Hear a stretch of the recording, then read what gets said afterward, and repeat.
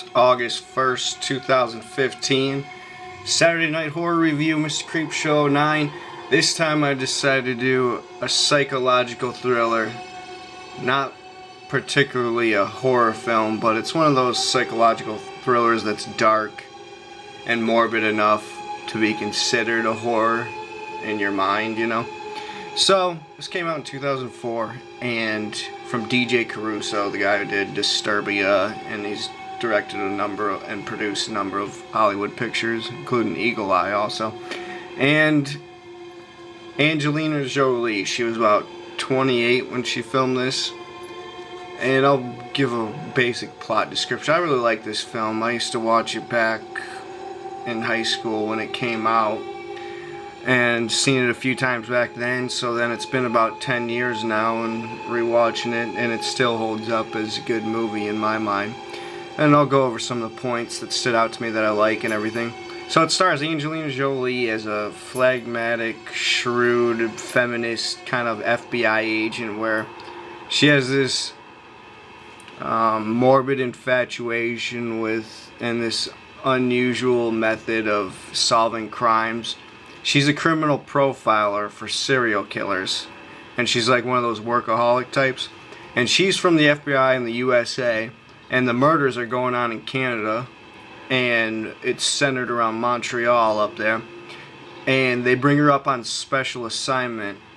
They don't trust, so it ruffles kind of like the crew of investigators. They don't really like her, even though she's leading them on in the investigation and solving a lot of clues. And this is about a serial killer who's been on a rampage for almost 20 years, since he was like 18. The opening scene shows the killer as Paul Dano when he was 18, who ran away from home and killed someone, where he pushes this guy in front of a car. It's so twisted. There's a lot of dark moments in this movie. I thought it was pretty well written, good crafted story. And Ethan Hawke, then it jumps to present day. It started in the 80s, then it jumped into the 2000s. Ethan Hawke plays a character who witnessed the murders, so they kind of use him as bait to move along. So it's kind of like he's the love interest of Angela Jolie, who's the main character.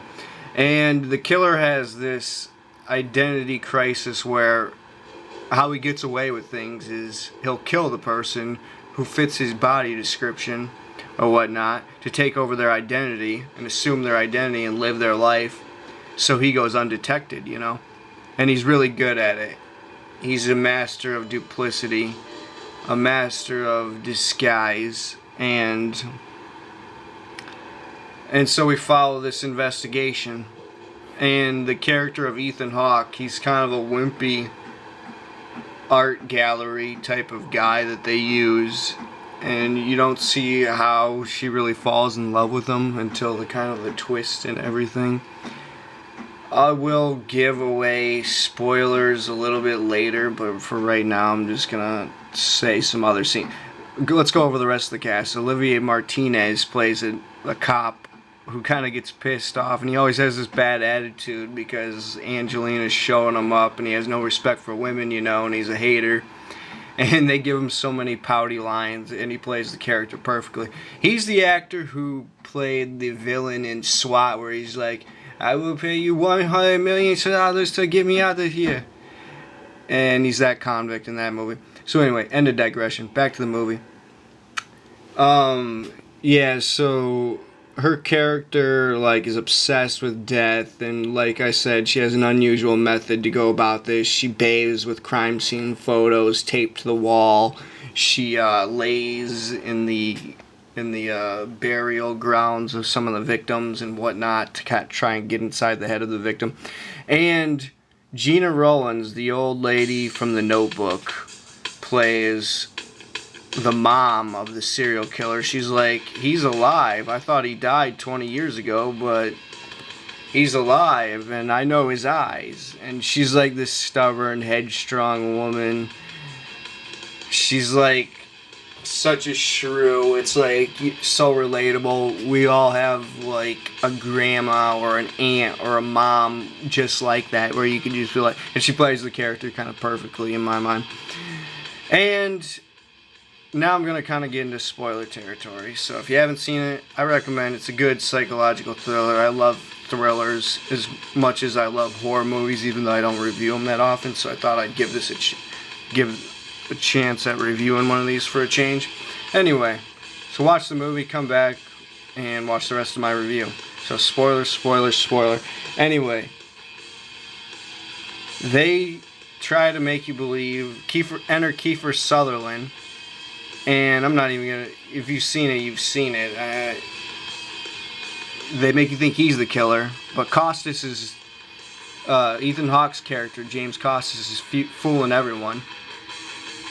He just ends up being a shady art dealer who was stealing paintings and selling them, and that was his partner, and he tried to pin the murders on him. So he has everyone fooled. And there's this sex scene, this memorable sex scene, probably one of the best in Hollywood. And from what I remember, I saw the regular edition this time, but growing up back in the day when I used to watch it, I guess there's another edition, the director's cut, and it's an extended sex scene where they actually push all the glasses off the top of the table, countertop, and they lay on bed, and she looks at the dead bodies while she's having sex with Ethan Hawke. They kind of cut it down in the movie version. And Ethan Hawke ends up killing Gina Rowlands in the elevator where he decapitates her, and I think I remember him lifting her prop head in it in the director's cut also. They don't show that, they kind of cut down on the gore there. And then Olivia Martinez realized what's going on, and they all realize that Ethan Hawke's the killer and he's on the run. And then he flips out. He's like, "You don't trust us, but you trust her to come up here and fuck our killer?"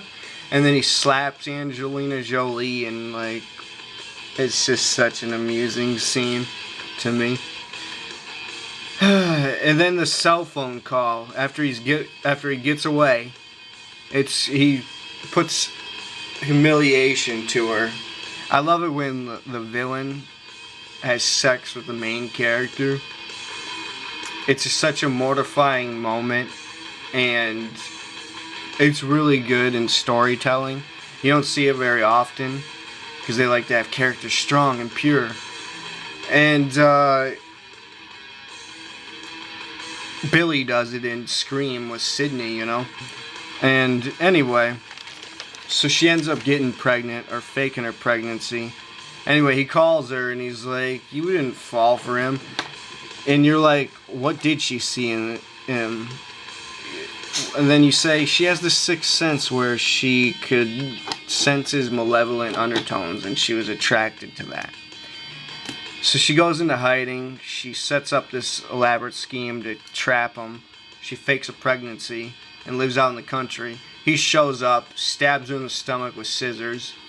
Ethan Hawke's such a great character. The first time I ever saw him, I was a little kid in the early 90s when he was in White Fang and Alive. Alive is a great movie. I want to review that one day. It's one of my top 5 favorite films of all time, about the true story of a plane crash. Anyway, so he plays this sick character, and his twisted side comes out, and he just goes on this nefarious spiel, and it's just great. It's classic. There's one more thing I wanted to say. Oh yeah, Ethan Hawke in real life called the film terrible in an interview. And this was also infamous in his career as being the film where on this set he cheated on his wife, Uma Thurman of the time, with, I can't remember who, look it up on Wikipedia or something. Anyway, I give this an A-. Great film to watch. This was JBM from Villain News and Mr. Creepshow 9. Click on the channel for more reviews every Saturday. I'm out. Thanks for watching.